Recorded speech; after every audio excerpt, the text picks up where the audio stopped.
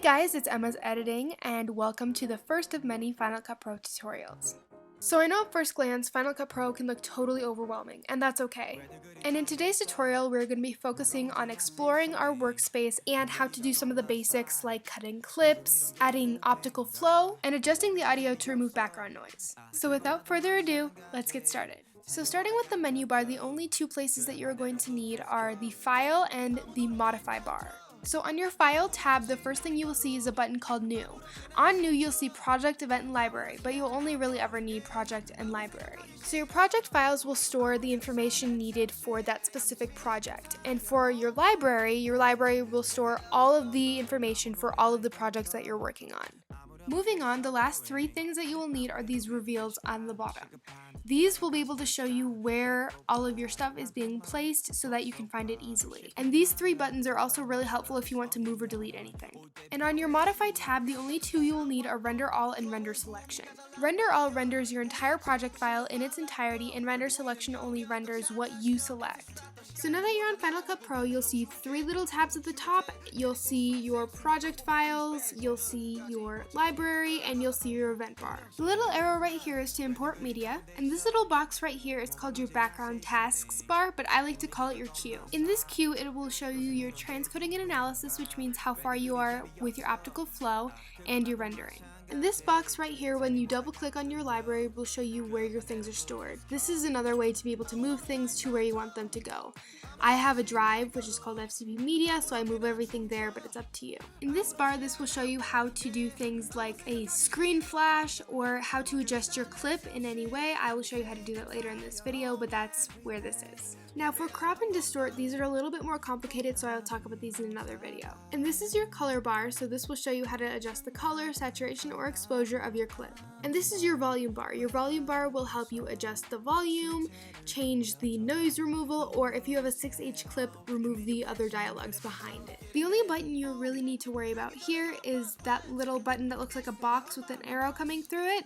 That's your export button, and whether you use master file, export 1080p, whichever one you want to use, that's how you will export it majority of the time, because it's just easier. On here, the only three buttons that I'm concerned about are the Save Effects preset, the little box in a box, and whatever the hell this one's called. The Save Effects preset is basically if you have something that you already want to keep saved, you can do it that way. It's really not that complicated. The box in a box is your effects bar, so it can show you all of the installed ones or ones that you save. And that one, because I don't know what it's called. And this bar shows your installed transitions.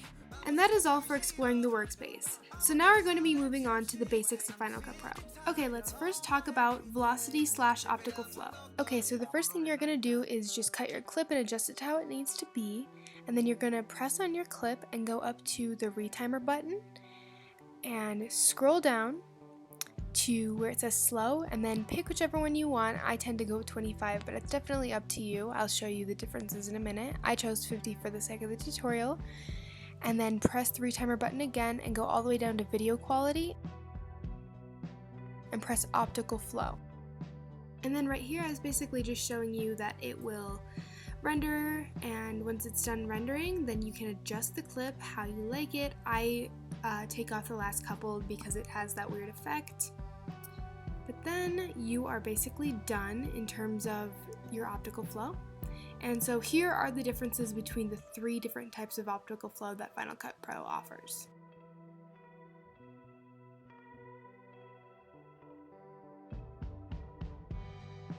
So as you can see, they all look incredibly different. It's honestly just up to your preference and what you like. Even between edits, I kind of decide whichever one I want to use for that specific edit, but it's up to you. It's just personal preference. So the next thing that I'm going to show you how to do is how to adjust your audio based on 6H clips, which most full episodes of shows have nowadays, so this is the easiest way to remove background noise. So for this example, I decided to use a scene from New Amsterdam with my favorite babies, Max and Helen. It's not the point, but I just want to say I love them very much, and they are going to happen one day. Anyways, go to the audio bar, and when it says surround 5.1, you're going to change it to 6 mono, and then go all the way down, and you are going to individually uncheck each box that says dialogue all the way through 6. The only one you are not going to change is dialogue 1. That is going to keep the voices of the people who are talking in the clip, but remove all the background noise. And here's an example of that. Oh, and by the way, this contains like a small spoiler, so be aware if you haven't seen all of the New Amsterdam episodes, but anyways, continue. I did it for you. Everything I have done for you. I did it for you. Everything I have done for you. So you found a reason to stay. So you found a reason to stay. So although you couldn't tell much on the last clip that I showed, you can definitely tell in the first clip that removing the background noise sounds so much better when you're talking about voiceovers or other things, so that's how you do it. Okay, so the last things I wanted to talk about for this video that are part of the basics didn't really need a tutorial, so I was just going to talk and explain how I do these. So starting off with how to cut your clip, it is honestly incredibly simple. There's a couple of different ways to do it, but the best way and most convenient and efficient way to do it is just press Command B on your keyboard and it will cut the clip exactly where you need it. Moving on to how to create a compound clip. A compound clip is basically several clips that you just merge into one major clip, and yeah.